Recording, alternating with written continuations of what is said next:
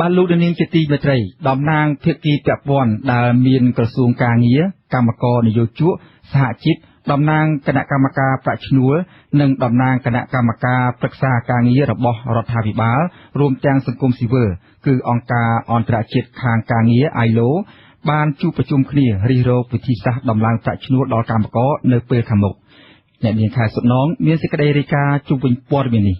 តំណាងភាគីពាក់ព័ន្ធក្នុងវិស័យការងារបានបើកកិច្ចពិគ្រោះយោបល់មួយដើម្បីស្វែងរកមតិយោបល់ពីត្រីភាគីដើម្បីកំណត់ប្រាក់ឈ្នួលជូនកម្មករកាត់ដេរឲ្យមានលក្ខណៈរឹងមាំនិងប្រើប្រាស់ទិន្នន័យដែលបានមកពីការសិក្សាតាមលក្ខណៈវិទ្យាសាស្ត្រអ្នកសម្របសម្រួលថ្នាក់ជាតិនៃអង្គការអន្តរជាតិខាងការងារប្រចាំប្រទេសកម្ពុជាហៅកាត់ថា ILO លោកទុនសុភ័ណ្ឌបានថ្លែងនៅថ្ងៃទី24មេសាថាក្រសួងការងារដែលមានការឧបត្ថម្ភពីអង្គការ ILO បានរៀបចំសិក្ខាសាលាពិគ្រោះយោបល់ត្រីភាគីថ្នាក់ជាតិមួយជាលើកដំបូងស្ដីពីការពង្រឹងដំណើរការនៃការកំណត់ប្រាក់ឈ្នួលអបបរមានៅកម្ពុជារយៈពេល2ថ្ងៃដើម្បីប្រមូលមតិយោបល់ពីតំណាងភាគីពាក់ព័ន្ធដែលមានក្រសួងការងារតំណាងកម្មករនយោជកសហជីពតំណាងគណៈកម្មការប្រាក់ឈ្នួលដាក់ជូនទៅគណៈកម្មការប្រឹក្សាការងារដើម្បីកសាងនៅប្រព័ន្ធកំណត់ប្រាក់ឈ្នួលមួយដែលមានលក្ខណៈសមស្របរឹងមាំនិងតាមលក្ខណៈវិទ្យាសាស្ត្រឲ្យកម្មករក្នុងវិស័យកាត់ដេរនៅថ្ងៃអនាគតប៉ុន្តែលោកអះអាងថាគួរឲ្យសោកស្ដាយដែលតំណាងខាងនយោជកអវត្តមាន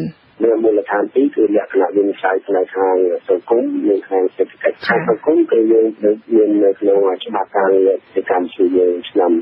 1997គឺថាយកទៅនឹងចំណុចប្រាក់ឈ្នួលនឹងឲ្យអាចទៅបានតម្រូវការរបស់កម្មករយុជិតនិងក្រុមគ្រួសារក៏ដូចជាសម្រាប់ជោគជ័យភាពរបស់គាត់ផ្នែកខាងសេដ្ឋកិច្ចវិញគឺយើងផ្ដោតតាមទៅលើថាខាងឧស្សាហកម្មនឹងមានលទ្ធភាពដល់នៅប្រាក់ឈ្នួលនឹងឲ្យបាននៅក្នុងកម្រិតនៃឬក៏ចំណុចនេះយើងលើកត្តាទាំងអស់នេះហើយកត្តាវាមានអាចរក្សាបាននៅតាមភាពប្រកួតប្រជែងរបស់សហគ្រាសឬឧស្សាហកម្មនឹងអត់នេះដែលយើងនិយាយផ្នែកខាងសេដ្ឋកិច្ចហើយក៏ទាក់ទងនឹងផលិតភាពការងារផងដែរតើតើករណីនេះអ្នកនាំពាក្យក្រសួងការងារនិងបណ្ដុះបណ្ដាលវិជ្ជាជីវៈលោកហេងសួរមានប្រសាសន៍ថានៅពេលទទួលបានយោបល់នៃការដំឡើងប្រាក់ឈ្នួលដែលមានទាំងបទពិសោធន៍ពីបរទេសផងនោះនឹងដាក់ជូនទៅគណៈកម្មការប្រឹក្សាការងារដែលគណៈកម្មការនេះនឹងជ្រើសយកអ្វីដែលត្រូវនឹងបរិបទនៃប្រទេសកម្ពុជាលោកថាជំនួបនេះអាចនឹងជួយដល់បរិយាកាសនៃការចរចាគ្នានៅពេលលើកក្រោយតើតើទៅនឹងកិច្ចពិគ្រោះយោបល់នេះខាងសហជីពបានសម្ដែងការគាំទ្រប៉ុន្តែសូមឲ្យមានការដោះស្រាយបញ្ហាបន្ទាន់មួយចំនួនសិនប្រធានសម្ព័ន្ធសហជីពប្រជាធិបតេយ្យកម្មករកាត់ដេរកម្ពុជាហៅកាត់ថាស៊ីខៅឌូលោកអាត់ធុនដែលបានចូលរួមនៅក្នុងកិច្ចពិគ្រោះយោបល់នេះដែរថ្លែងថាបើសិនជាអនុវត្តក្នុងការដំឡើងប្រាក់ឈ្នួលឲ្យកម្មករដោយផ្អែកលើមូលហេតុសេដ្ឋកិច្ចនិងសង្គមដូចនេះនោះរាល់ការសម្រេចដំឡើងប្រាក់ឈ្នួលលើក្រោយនឹងមិនមានការតវ៉ាទៀតទេប៉ុន្តែក្នុងពេលបច្ចុប្បន្ននេះអ្វីដែលជាបញ្ហាចម្បងគឺស្នើឲ្យរដ្ឋាភិបាលតុលាការពិនិត្យពិចារណាដោះស្រាយចំពោះអ្នកជាប់ពន្ធនាគារទាំង23នាក់ដោយសារតែការតវ៉ាដំឡើងប្រាក់ឈ្នួល$160កាលពីដើមឆ្នាំនេះយន្តការល្អណាស់វារយៈពេលយូរប៉ុន្តែឥឡូវនេះយើងទៅដោះស្រាយរឿងមិនទាន់